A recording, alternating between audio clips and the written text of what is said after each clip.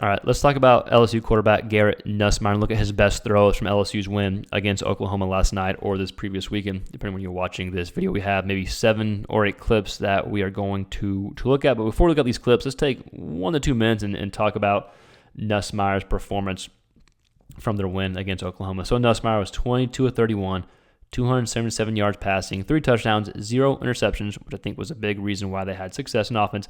He did have that 1 fumble that he lost, but as far as it relates to interceptions thrown, it was nice seeing him cut back on that. So there are a few things that stood out to me. 3 main keys why I think Nuss had some success. Key number 1, accuracy downfield. They only took 4 shots, so the ball was thrown 20 yards or more in the air. He completed on 3 of them. It was nice to see him link up with Chris Hilton last night, who had, I think, 2 catches for both touchdowns, 80-something yards. So it was nice to see some accuracy on the deep ball, something they were missing. Coach Kelly talked about after the game. They needed to hit those deep balls because the past few games, teams were able to kind of just keep everything at bay and force you to take underneath stuff. Key number 2, he still took what the defense gave him. So even though he had some deep balls, the majority of his completions, the ball was thrown less than 10 yards or more in the air. So out of his 22 completions, only 5 completions were thrown 10 yards or more in the air. And key number 3, I thought he did a better job processing the defense and did a better job deciphering what the defense was doing and reading the defense. So he was 15 of 19 for 225 yards passing and 2 touchdowns whenever the defense dropped 7 or 8 guys. So he had to read the defense and actually perform better. So those were 3 main keys that stood out for me in watching Nussmeier's performance against Oklahoma. So let's go ahead. We're going to look at some clips. Going to be 7 or 8 clips. And LSU fans, we are going to have a video come out, kind of just an overview recap over Nussmeier's entire season. So I think he's going to take a big step next season, but we'll wait to get into that. The broadcast talked about that a little bit last night. So we do have a video like that coming out here probably in the next 2 weeks or so. So LSU fans, let's go ahead and dive into the 7 or 8 clips that we got of Nussmeier against Oklahoma. All right, so we got 7 or 8 clips that we are going to go through, and as always, LSU fans, this is broadcast footage. We do this like the day after, so it's pretty reactionary, so we do apologize. We have to slow down the video so YouTube doesn't get mad at us, but I think does a good job demonstrating the type of throws he was able to make and what he did well. So 2nd and 7, this is our first touchdown drive before he got hurt, beginning of the game, and these first 2-3 clips are great examples of taking what the defense gives you. So they do bring 4 here. He dumps it off to the running back. Running back's able to catch it and make a guy miss in the pocket. So a good example of when you just take a W, eventually your guys can help you out there. And it's exactly what happens here. Able to make a guy miss in the open field and gets upfield for a big gain. And again, we talked about how good Nuss was whenever the defense dropped 7 or 8, whenever they did not blitz. We're going to see another good example on this play here to the tight end for LSU. Mason Taylor, right? I'm not mistaken. LSU fans, we do so much SEC QB content, so we don't have all the names memorized for receivers and tight ends. We apologize if we get one wrong. So if I got that wrong, let us know. But I think it's Mason Taylor. So it goes through progressions. OU drops 7, goes through progressions, middle of the field. It's a 2nd and 6. This is the drive that leads to their first touchdown, which we're going to see here in a second. But it's a good example of Nuss going through his progressions. Again, I thought that was one of the main keys that we saw last night of Nuss going through progressions. I think he was, what did we say at the beginning of the video, 15 of 19 whenever the defense didn't blitz. So whenever they dropped 7 or 8 guys. Really good job there by Nuss. So here's the first touchdown from Nuss. And we're going to see several big 3rd down throws. This is a 3rd and 9. Slightly moves in the pocket, dumps up to Lacey for a touchdown here. So we're going to see Oklahoma does blitz here. They bring, 6 guys, right?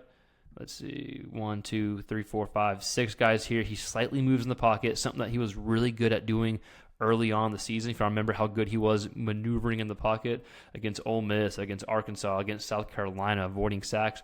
Good example there from Nuss. That was nice to see. Dump off to Lacey, gets in 4 touchdowns. So boom, you're up 7-0. Then OU comes. They make it 7-7 on the next drive. If I'm not mistaken, it's 7-7. So this is the last clip we'll watch of Nuss before he got hurt. It was this drive he got hurt. It's a 3rd and 7. One of the best throws of the night, again, to the tight end, Mason Taylor. Only 4 come, so they drop 7. So we talked about reading the defense. Great job by the offensive line protecting, reading the defense. There was a really, really good ball. Not a lot of room for error on this ball. Boom. I know it's broadcast footage, so it's grainy. I apologize. That's a really tough throw outside the numbers. Good catch there, too. Excuse me. to help keep the drive alive. So they get hurt. A lot of stuff happens after Nuss got hurt, right? You have OU takes the lead, gets up 10-7, and then you have LSU gets a touchdown on the kick return, and then they also drive down with Swan, right? I think they get a field goal as well. Yeah, so a field goal and a touchdown. OU does the same at 17-17. So here's right before half. This is Nuss's first drive after coming back from injury. Again, he was 10 of 10 his first 10 passes after getting hurt. This is the this is his second touchdown pass, his first touchdown pass to Hilton. Hilton goes up, makes a nice play. It's a long throw, especially when you're coming off kind of an injured arm. That's from almost the 45 left hash all the way to the right side of the field. Again, OU's dropping 7 guys here. This is a great catch by Hilton. I mean, if he can take that next step, and if he's back next year, again, I don't know the insides of the LSU program, but man, they could. I really think Nuss is going to take a big step next year. I'm trying not to talk about too much in this video, but we do have one video coming up of Nuss. All right, next clip after that, you can see we talked about him taking what the defense gave him. Did this exactly here. Ball comes out before Lacey even turns around. So this is an RPO. You can tell he's reading it here, but you can tell the offensive line are getting downfield. Ball comes out quick, off coverage. It's the perfect read. Take what the defense gives you, get to Lacey, able to get upfield, ends up getting a big first down. And then the next play, I think the next play is his second touchdown pass to Hilton, his third, his third of the game. It was nice seeing Hilton get involved. Now, LSU fans, even though we do a lot of SEC quarterback content, I've got family from Louisiana that went to LSU, so we have some Louisiana blood in us, so we do enjoy rooting for the Tigers. So play action here. Deep ball to Hilton, hell of a catch, hell of a throw. Go out, let your guy get it. I mean, this is perfect. This is what you've been trying to do the past, 3-4 weeks, whatever it was, once Hilton has come back. So even though it was, last game of the season, it was still nice to see them get on the same page and get them connected. Man, this is an impressive deep bomb here. Just let your guy go get it 50-plus yards in the air.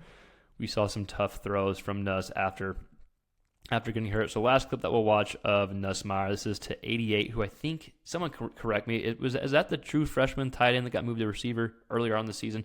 I can't remember exactly, but you see this little pump flick to Anderson here, I believe, and able to get it downfield. Another deep ball. Again, he was 3 of 4 on these type of throws, and we watched every single throw. 3 or 4 on balls thrown 20 yards or more downfield. I think it was the accuracy. We'll go back and watch more clips. It was the accuracy downfield.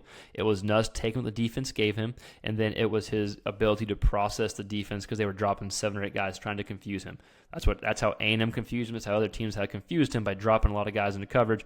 But Nuss did a good job reading the defense. And then the biggest thing was this: he's as tough as hell. I mean, it's always fun to see your quarterback tough as hell come in.